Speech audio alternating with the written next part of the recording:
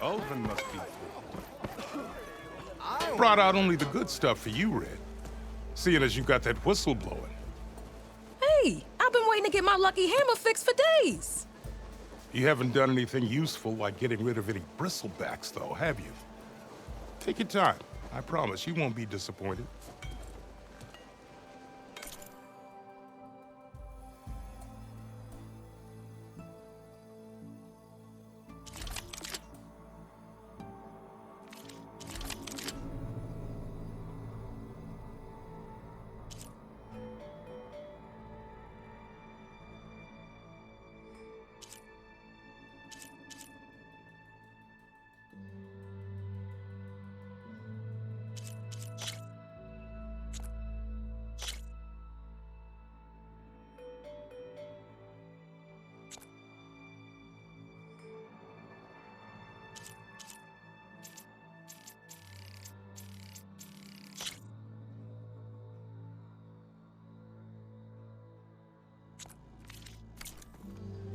Come back anytime. Now can I get this fixed? I can fix your tools. Afraid there's no fixing you.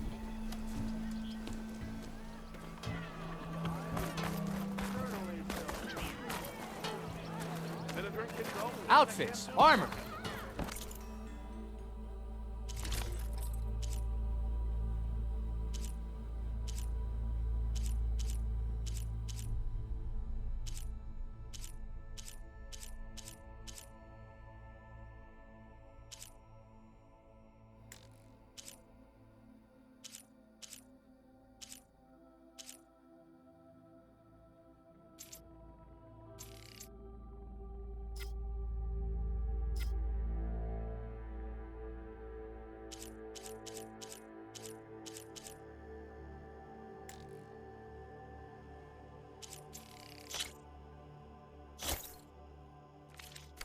Garment for every...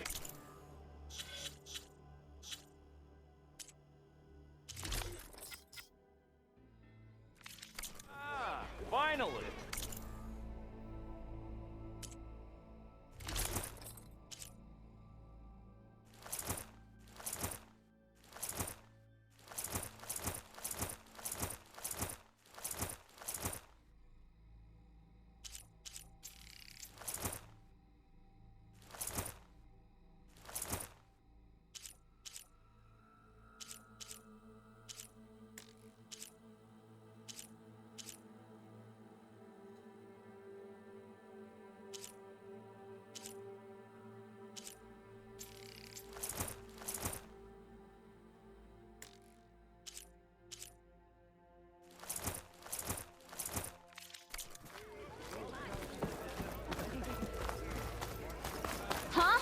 So you can fix this lucky hammer of mine. See? Said no one could clear out the machine. But he did it.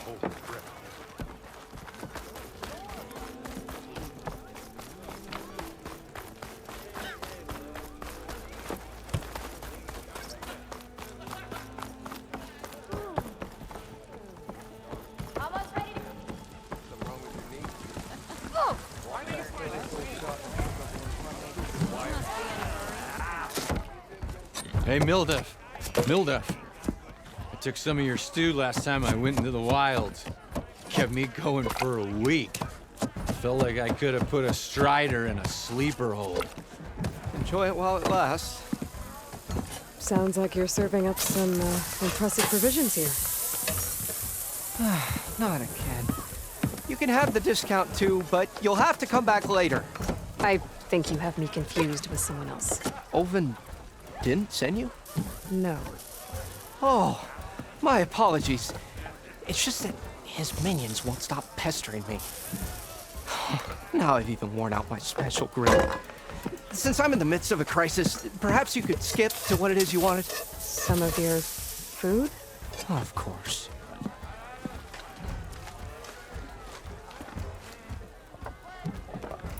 Are Ulvin's people causing you problems? Oh, yeah. They constantly demand my best, but the equipment I need to make my signature dishes isn't built for batch cooking. And don't get me started on the Olven discount they feel so entitled to. And if you refuse? I make meals. No trouble. How did you end up in Chainscrape? Heard about a new and upcoming town at the edge of the frontier. Where there's a town, there's a tavern. I was in need of work. So I got myself out here and started cooking. Some of these people had never tasted proper boars and berries stew before. Anyway, next thing I knew, people kept coming back. Guess they liked my food. Or the ale. Your last customer mentioned your cooking really kept him going out in the wild. Where I'm headed, I could use some of that. I would be happy to oblige, especially since you have the decency to ask pleasantly. But But my special groove griddle is no more. Without it, I can't cook any of my signature dishes. I hate to think what'll happen when I'm forced to refuse Olven or his goons. Even if I already had the right ingredients, there's nothing I can do. Unless you can source me a temporary replacement? what do you need? For the ingredients, a few pieces of decent wild meat, and I'd say a big handful of bitter leaf stems. That'll do. As for the griddle, a corrugated metal panel might suffice until I can have a new one forged. You'd likely find one in a scrounger pile if you follow the river to the northeast. Don't worry, I'll clean it first. You'll have no issue finding boars and bitter leaf on your way, assuming you're as much a hunter-gatherer as your clothing suggests. Thanks, Mildef. I'll keep an eye out. So that's what gratitude sounds like, And don't let anyone push you around, okay? if you say so.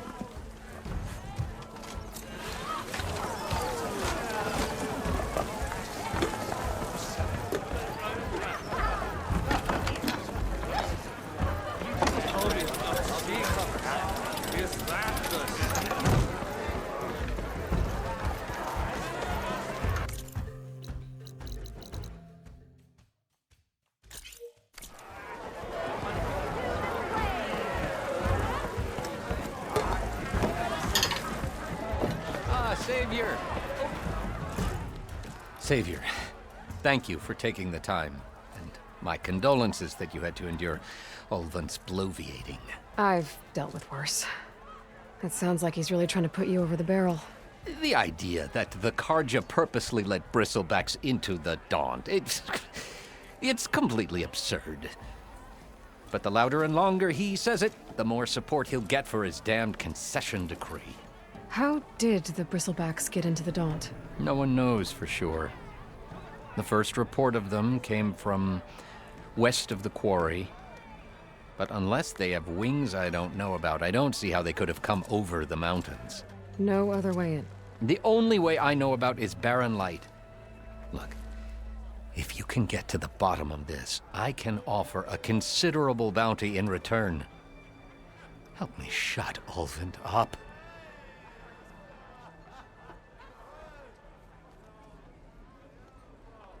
How did you get stuck out here? I asked for the posting, believe it or not. Overseeing the entire valley on behalf of the Sun King? It was an honor. Is an honor, I mean.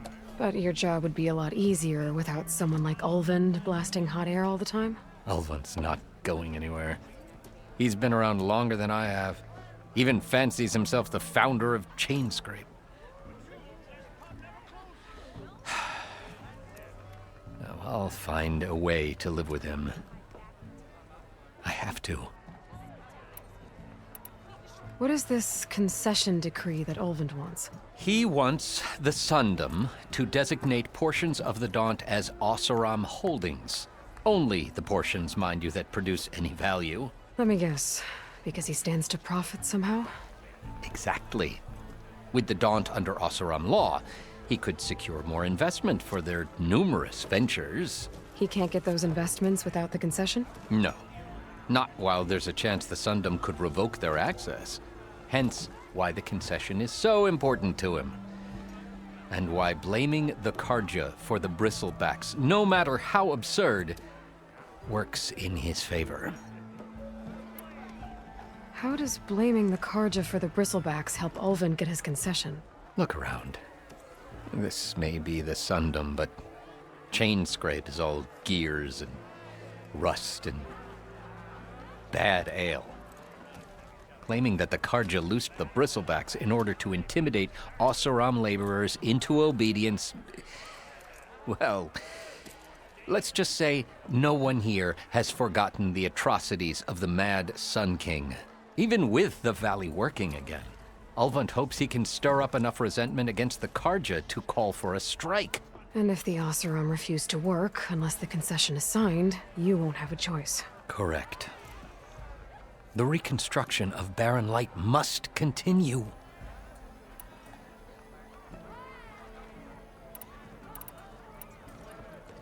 How did you get stuck out here? I asked Oversee. It was But you're like Ulvund. Ulvund. He's been around. Well, I have to.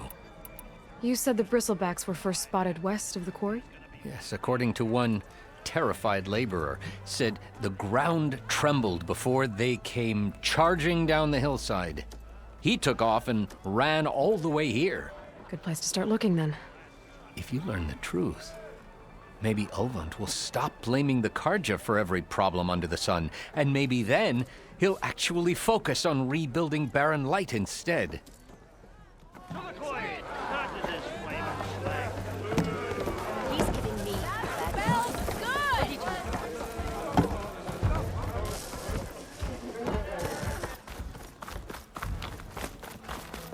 Whoa! You just gonna stand there? I've heard of your adventure.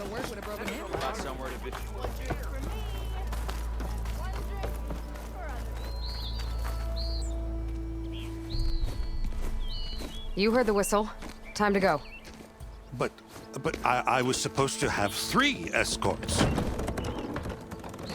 I'm off to Barren Light, buddies. Like Aloy said, Captain's orders. You can stay here. Abandoned to the riffraff? I think not. Guess you're coming with me then. See you there, Aloy.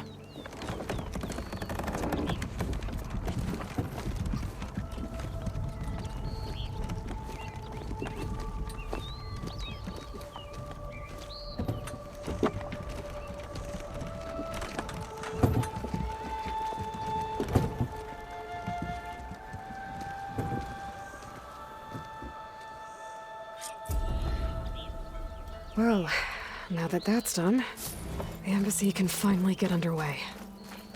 If I can get through it, I'll be able to track down Silence, Hades, maybe even a Gaia backup. Guess I could head straight for Barren Light.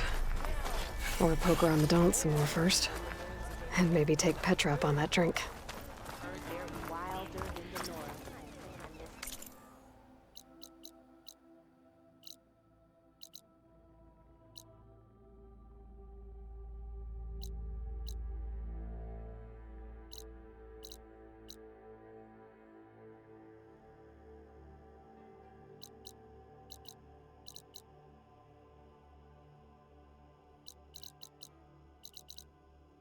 Hope we never meet one.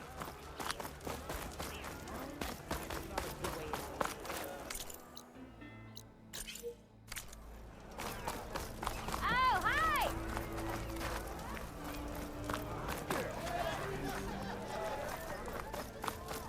Oh there, sister! They're busy now, but we'll talk soon. You've got a face like a thundercloud. And hello to you!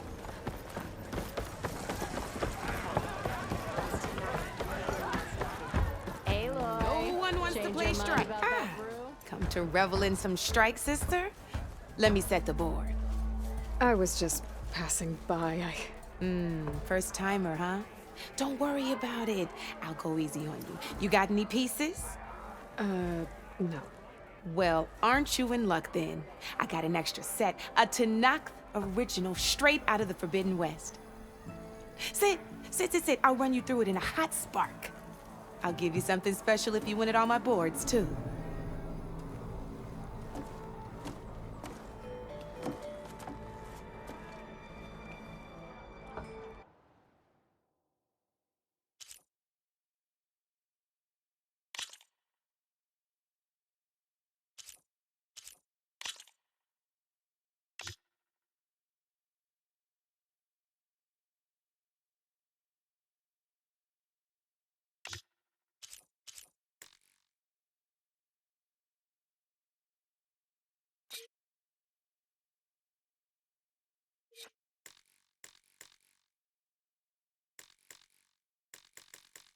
You're probably busy. I understand. Fred, welcome back.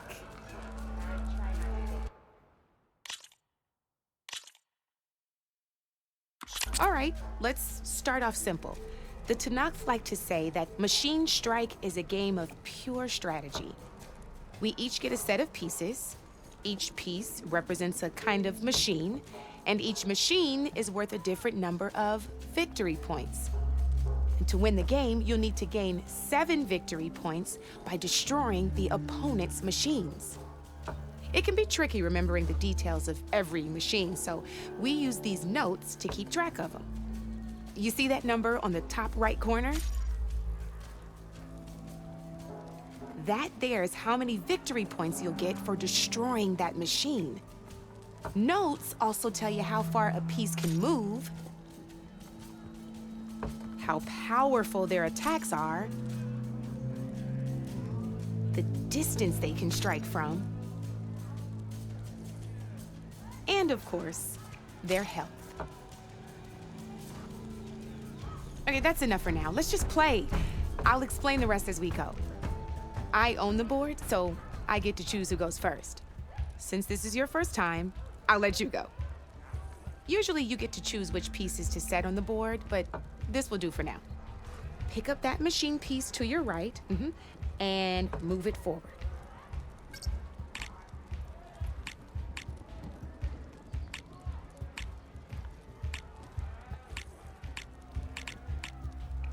And remember, each machine can only move a certain... Easy enough, huh? Now, you get to move 2 machines each... Perfect. There's not much else to do for now, so just end your turn. We're forging onwards. Let me move my pieces here.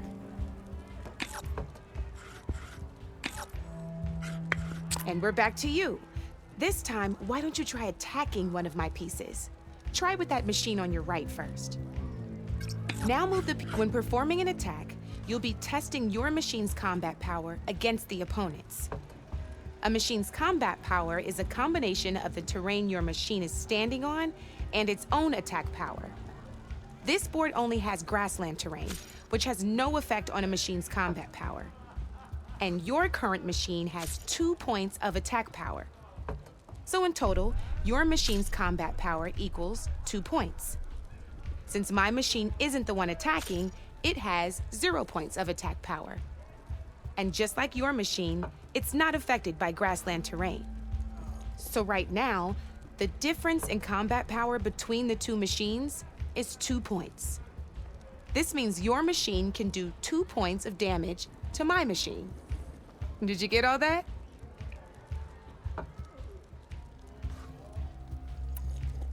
Knew you were a smart one. Finish up, not pulling any punch. See how your machine can't move close enough to attack mine? You can make your machine. Try sprinting up to one of my machines.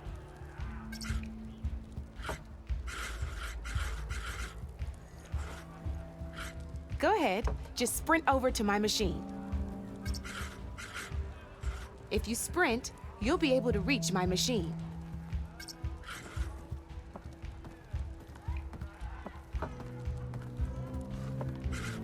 Downside to sprinting is that your machine can no longer attack.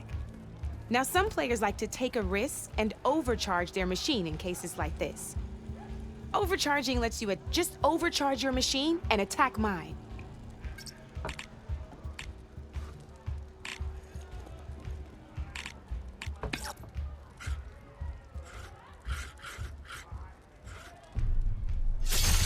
That's about it for your turn, then.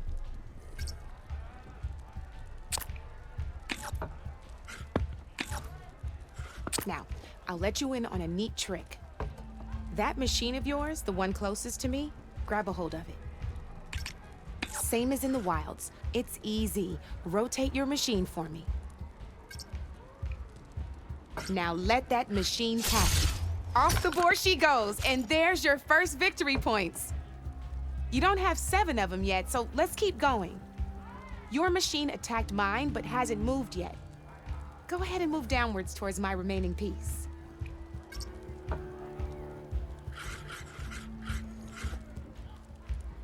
You've already attacked a machine and moved your piece.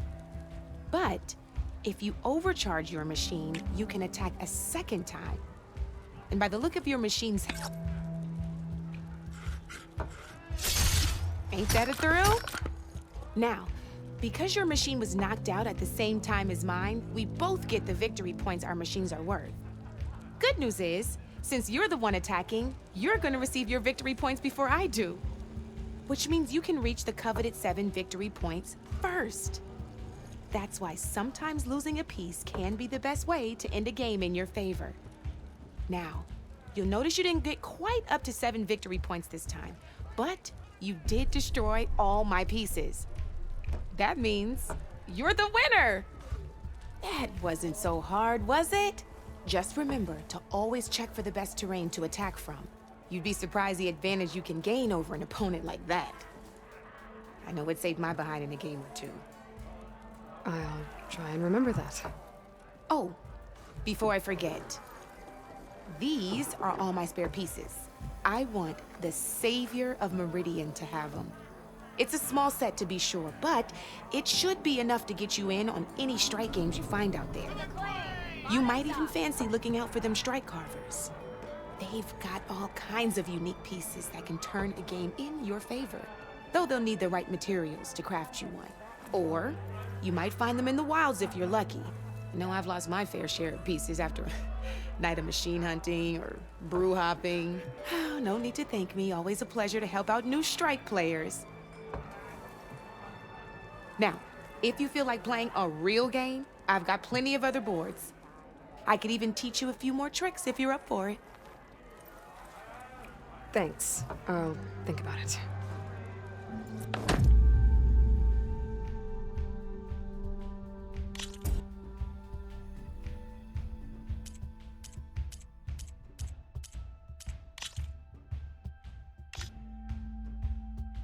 I'll see you later, Aloy.